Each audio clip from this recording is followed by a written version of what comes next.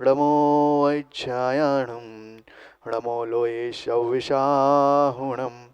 बोले अनंत अनंत सिद्ध परमेष्टि भगवान की, जतारा के मूल नायक भगवान नेमिनाथ भगवान की, आचार्य भगवान गुरुवर विशुद्ध सागर जी महाराज की, परम पूज्य मुनि श्री सुप्रभ सागर जी महाराज की, परम पूज्य मुनि श्री प्रणत सागर जी महाराज की।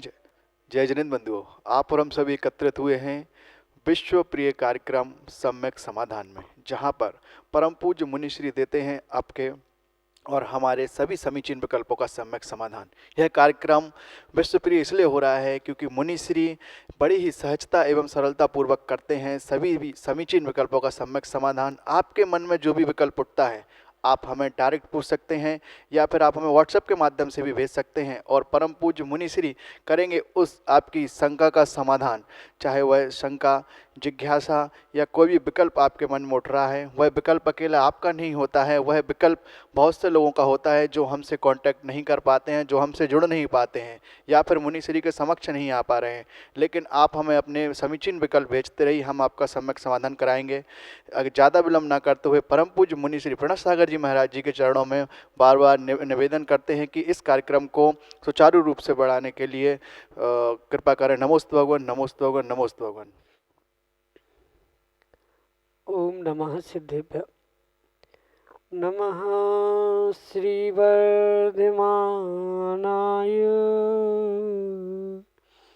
निर्धूतकलिलात्मने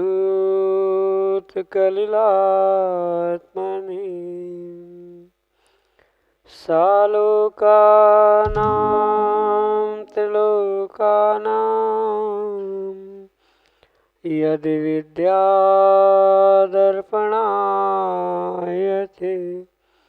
यदि विद्यादर्पणायते।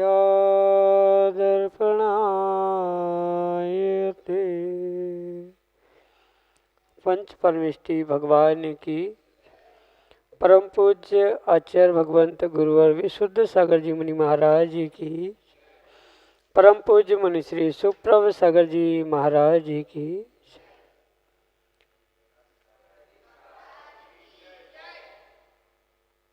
कभी आपके पैर में कांटा लगा ही होगा, अवश्य लगा होगा, लेकिन जब तक वह कांटा निकलता नहीं है तब तक कांटे का दर्द पूरे शरीर में अनुभूत होता है। इसी तरह से जिसके मन में विकल्प होता है और जब तक वह विकल्प दूर ना हो तब तक सुख शांति की अनुभूति नहीं होती। और जहाँ विकल्प है वहाँ दुख है, और जहाँ दुख है वहाँ संसार है। और संसार से बचने का एकमात्र उपाय है कि विकल्प तो उठते ही रहेंगे, लेकिन यदि उन विकल्पों को हम समीचीनता प्रदान कर देंगे तो वह विकल्प हमें सुख शांति की अनुभूति करा सकते हैं। और यदि उन विकल्पों का सम्यक समाधान किसी निर्ग्रंथ गुरु से प्राप्त हो जाए तो निश्चित ही वह हमारे कल्याण का मार्ग खोल देते हैं। ऐसे आत्मकल्याण की प्राप्ति का वह कार्यकारी उपाय समीचीन विकल्पों का सम्यक समाधान, जो कि हम सभी प्रतिदिन आगम के परिप्रेक्ष्य में परम पूज्य मुनि श्री सुप्रभ सागर जी महाराज के मुखारविंदों से प्राप्त कर रहे हैं। प्रारंभ करते हैं आज का सम्यक समाधान। और आज के पहले विकल्प के लिए नेमीचंद पाटौदी, कुचामन सिटी, राजस्थान से परम पूज्य मुनि श्री के श्री चरणों में बारंबार नमोस्तु निवेदित करते हुए अपना समीचीन विकल्प रख रहे हैं कि महाराज जी, हम बीमारी के कारण अस्पताल में भर्ती रहते हैं, वहाँ शुद्धता का ख्याल नहीं रहता, तो इसके लिए क्या करना चाहिए? हमारे समीचीन विकल्प का सम्यक समाधान करने की अनुकंपा करें। नमोस्तु महाराज जी, नमोस्तु। ओम नमः सिद्धम। परम पूज्य आचार्य भगवान गुरुवर विशुद्ध सागर जी महाराज की, परम पूज्य मुनि श्री सुप्रभ सागर जी महाराज जी की जय। नेमिचंद जी, शुद्धता के मायने कई प्रकार से हो सकते हैं। शरीर की शुद्धता, मानसिक शुद्धता, वस्त्रों की शुद्धता, द्रव्य क्षेत्र, काल, भाव आदि की शुद्धता, और उन शुद्धता के परिप्रेक्ष्य में ही करने वाले कार्यों की और कार्यों के निमित्त से होने वाले पुण्य पाप रूपी फलों की अपेक्षा से उसे समझने की आवश्यकता है।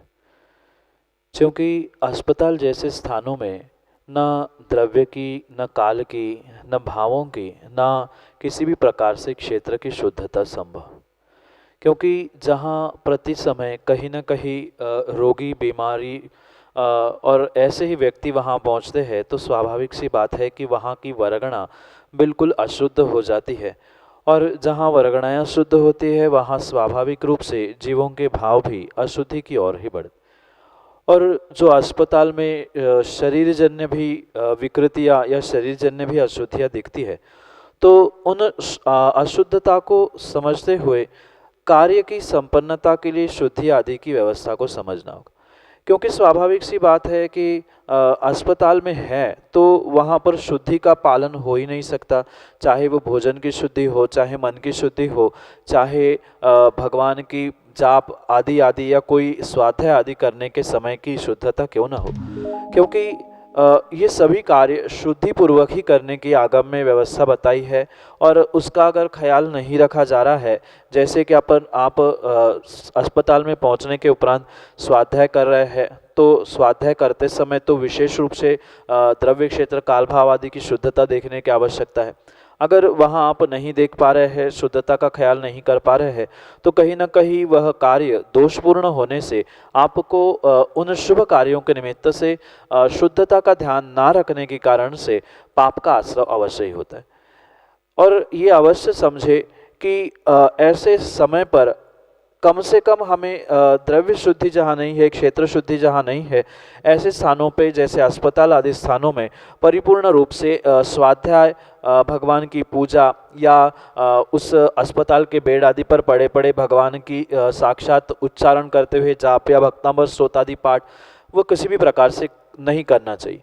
हाँ, ये अवश्य कर सकते हैं ऐसे स्थान पे, ऐसे समय में, क्योंकि अस्पताल में पहुँचे हैं मतलब कहीं ना कहीं असाता वेदनीय का तीव्र उदय है, दुख उदय में आया है, तभी तो वह व्यक्ति बीमार है और अस्पताल में है। इसलिए उस असाता को दूर करने के लिए कहीं ना कहीं अच्छी भावना के साथ हम मन में चिंतन कर सकते हैं, मन में जाप आदि कर सकते हैं। तभी कुछ न कुछ अंशों में वह अशुद्धि यानी वह हमारी पर्यायजन्य जो अशुद्धि है या असाता वेदनीय कर्म का उदय है, वह भी कहीं ना कहीं साता वेदनी में बदलने की संभावना हो सकती। इसलिए कम से कम स्वाध्याय, जाप, पाठ आदि करते समय तो शुद्धि का पालन वहाँ पर मन में चिंतन करते हुए हम कर सकते हैं। जोर से उच्चारण करने का निषेध है, मन में उसका चिंतन करते हुए उसका मनन करने में कहीं भी दोष नहीं है। और रही बात अगर भोजन आदि के अपेक्षा से परिप्रेक्ष्य में आप अगर शुद्धि अशुद्धि को मान रहे हैं, समझ रहे हैं, तो उसके निमित्त से तो वहाँ किसी भी प्रकार से शुद्धि होना संभव नहीं है। अस्पताल में कहाँ से 16 का भोजन, शुद्ध भोजन, वो भी संभव नहीं हो सकता। तो अगर आप शुद्ध भोजन ही करते हैं, मर्यादा का भोजन करते हैं, प्रतिमा आदि है, तो उसके निमित्त से अगर कुछ दोष लग रहे हैं भोजन में, तो उसको किसी गुरु के पास पहुंचकर उसके निमित्त से, यानी अशुद्ध भोजन, अशुद्ध वस्त्र, अशुद्ध स्थान आदि के निमित्त से जो भी व्रतों में आदि दोष लग रहे हैं, नियमों में दोष लग रहे हैं, तो परिपूर्ण रूप से गुरु के पास पहुंचकर उसके लिए प्रायश्चित आदि ग्रहण करते हुए आपको उस अशुद्धि के निमित्त से लगे हुए दोषों का प्रक्षालन करने की आवश्यकता है। पर पूर्ण रूप से आप ये सोचो कि पूर्ण रूप से शुद्धि अस्पताल में हो या अस्पताल में पहुंचने के बाद पूर्ण शुद्धि से ही काम हो, तो वो कतई संभव नहीं है। जो भी उसके निमित्त से दोष लग रहे हैं, अशुद्धि के कारण से किसी भी प्रकार की अशुद्धि हो, तो वहाँ उस कारण के लिए, उस कार्यों के लिए कहीं ना कहीं गुरु के पास पहुंचकर उसकी आलोचना करते हुए उसके लिए प्रायश्चित अवश्य ग्रहण करें, तो ही वह दोष मिट सकता है। यही आपके लिए सम्यक समाधान। अंकित जैन, पचमढ़ी, मध्य प्रदेश से परम पूज्य मनीषी के श्री चरणों में बारंबार नमोस्तु निवेदित करते हुए अपना समीचीन विकल्प रख रहे हैं कि महाराज जी, सिद्ध परमेष्टि की प्रतिमा कैसी होती है। कहीं कहीं आर पार दिखने वाली पुरुषाकार प्लेट वाली प्रतिमा देखी जाती है, उनका क्या औचित है, क्योंकि ऐसी कोई प्राचीन प्रतिमा कहीं नहीं मिलती। तो सिद्ध परमेष्टि का मूल स्वरूप कैसा होता है, हमारे समीचीन विकल्प का सम्यक समाधान करने की अनुकंपा करें। नमोस्तु महाराज जी, नमोस्तु। निक्कम्मा अट्ठगुणा किंचुना चरमदेहदो सिद्धा इस प्रकार से श्लोक देते हुए आचार्य भगवंत उन सिद्ध परमेष्ठी और सिद्ध भगवान का विशेषण कहते कि जो आठों कर्मों का नाश करते हुए शरीर से यानी चरम शरीर से जिस पर्याय से उनको मुक्ति प्राप्त हुई उससे किंचित न्यून पुरुषाकार जो सिद्ध शिला में विराजमान होते हैं अपने ज्ञान आदि गुणों के निमित्तों से जिसमें उत्पाद व द्रव्य सतत चलता रहता है ऐसे उन जीवों को जो सिद्ध शिला में विराजमान है आठों कर्म से रहित है ऐसे उन जीवों को सिद्ध परमेष्ठी या सिद्ध भगवान कहते और इन्हीं बातों को व्यक्तियों ने एकांत से समझते हुए मात्र पुरुषाकार समझते हुए प्लेट में जो सिद्धों की आकृति आदि कटिंग की जो प्रतिमा बनाना प्रारंभ किया है उसके लिए कहीं भी किसी भी प्रकार से आगम प्रमाण नहीं मिलता। ये जितनी भी प्रतिमाओं का प्रचलन हुआ है ये मध्यकालीन प्रचलन है क्योंकि ये परम सत्य है। ऐसी प्रतिमा आपको किसी भी प्रकार से प्राचीन काल में प्राप्त ही नहीं होती क्योंकि आगम में उसका किसी भी प्रकार से व्याख्यान नहीं है। हाँ ये परम सत्य है कि सिद्ध प्रतिमाएं भी होती है सिद्ध भगवान की प्रतिमा भी होती है पर जो किसी प्लेट में पुरुषाकार कटिंग करते हुए आधे पैर नीचे वाली प्लेट पे आधी कटिंग ऐसा किसी भी प्रकार से आगम प्रमाण और पूर्व काल में ऐसी प्रतिमाएं प्राप्त नहीं होती क्योंकि वैसा कोई भी व्याख्यान आगम में है ही नहीं है। और ये अवश्य समझे कि सिद्धों की जो प्रतिमा होती है वह बिल्कुल अरिहंतों की प्रतिमा के समान ही होती है। जैसे आदिनाथ महावीर भगवान की प्रतिमाएं होती है ऐसी ही चाहे खड्गासन हो चाहे पद्मासन हो दोनों प्रकार की प्रतिमाएं हो सकती है पर कुछ अंतर अरिहंत प्रतिमा और सिद्ध प्रतिमा में हुआ करता है।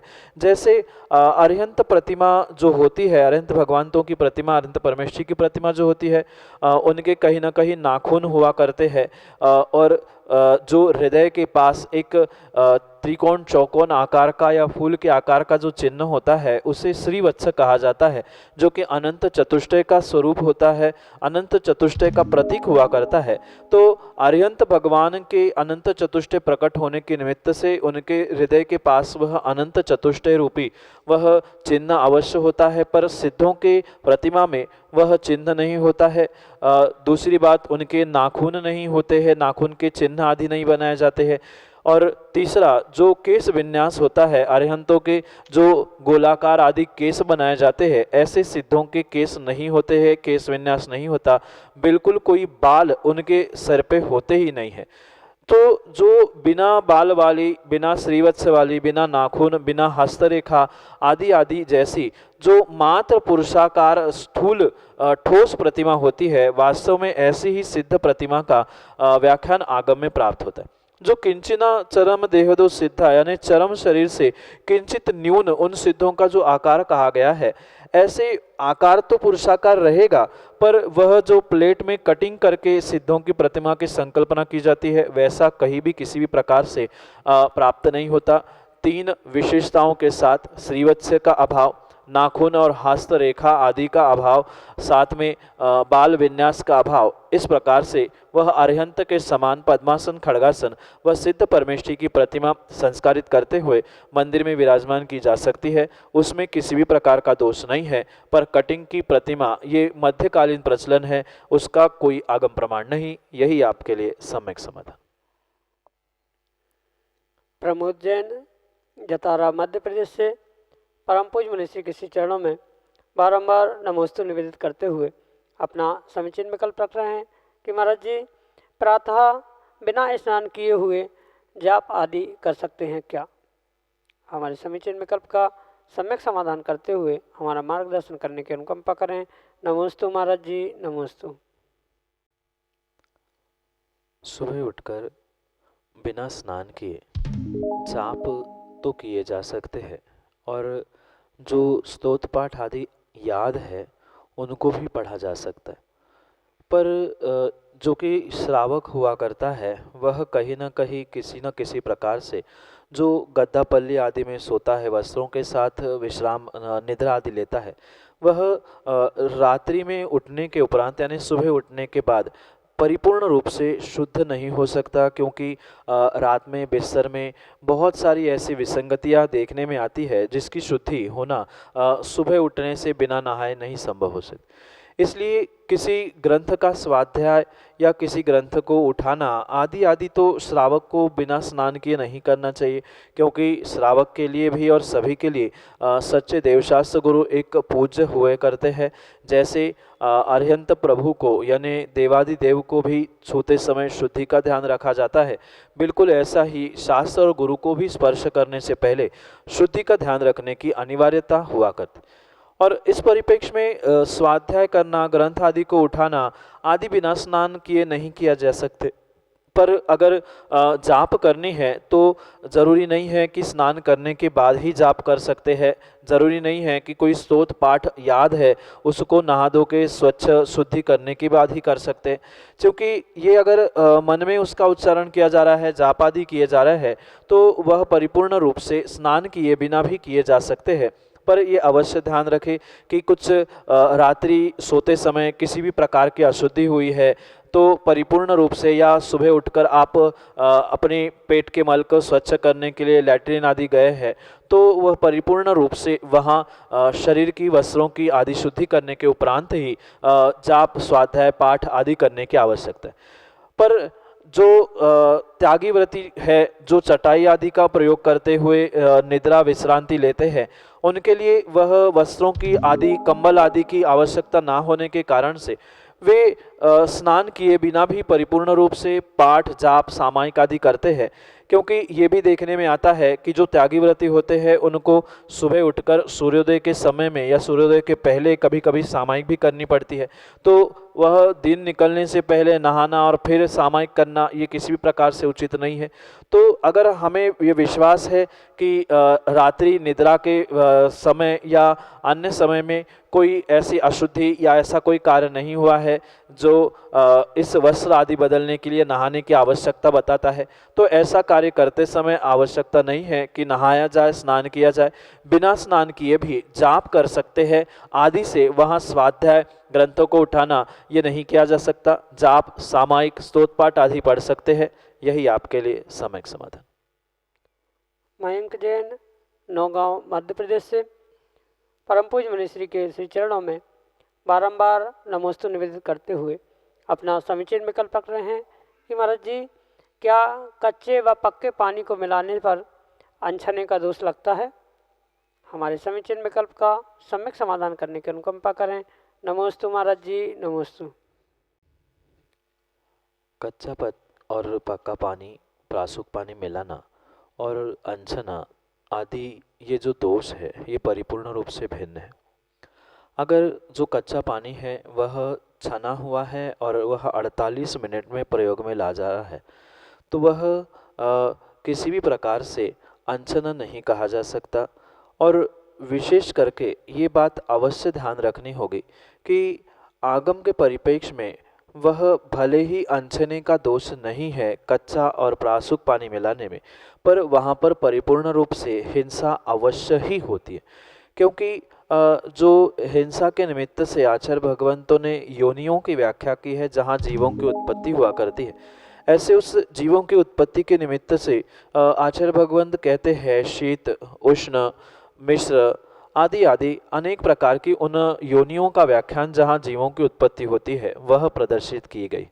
और उसी परिप्रेक्ष्य में ये समझने की आवश्यकता है कि जो भी परिपूर्ण रूप से वह कच्चा पानी और प्रासूक पानी मिलाया जा रहा है, वह अगर किसी भी प्रकार से मिलाया जा रहा है तो वहाँ बहुत सारे जीवों की प्रचुर मात्रा में हिंसा ही होती है।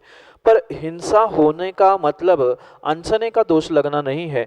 अनछने का दोष तो तभी लगेगा जब पानी किसी भी प्रकार से विधिपूर्वक नहीं छना है और छनने के बाद उसको विधिपूर्वक अगर यथास्थान नहीं पहुंचाया गया है तो कभी भी किसी भी प्रकार से उसमें अनछने का दोष लगेगा।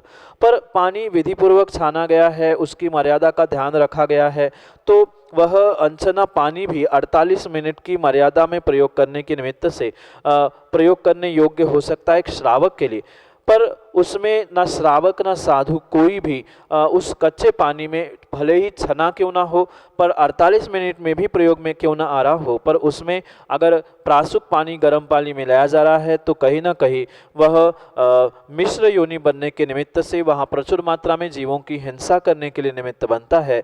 इसलिए इन दोषों से बचने के लिए, हिंसा से बचने के लिए ये कार्य कभी ना करे, पर ये भी पुनः पुनः समझे कि अनछने का दोष उसमें किंचित भी नहीं है, पर फिर भी वह हिंसा का निमित्त होने से, प्रचुर मात्रा में हिंसा होने से श्रावक को करने योग्य नहीं है। यही आपके लिए सम्यक समाधान।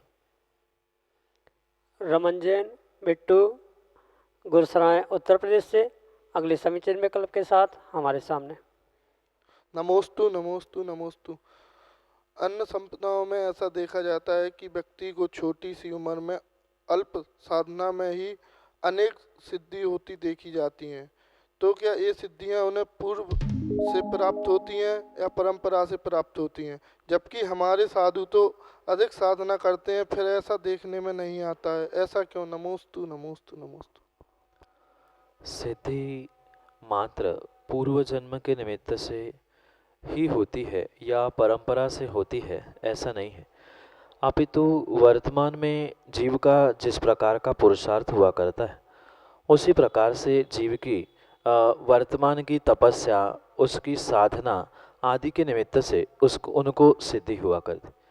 और मात्र अन्य दर्शनों में ही नहीं, अपितु आप सर्वत्र देखना, जो जो विशेष तपस्या से युक्त होते हैं उनको विशेष विशेष सिद्धि प्राप्त हुई देखी जाती।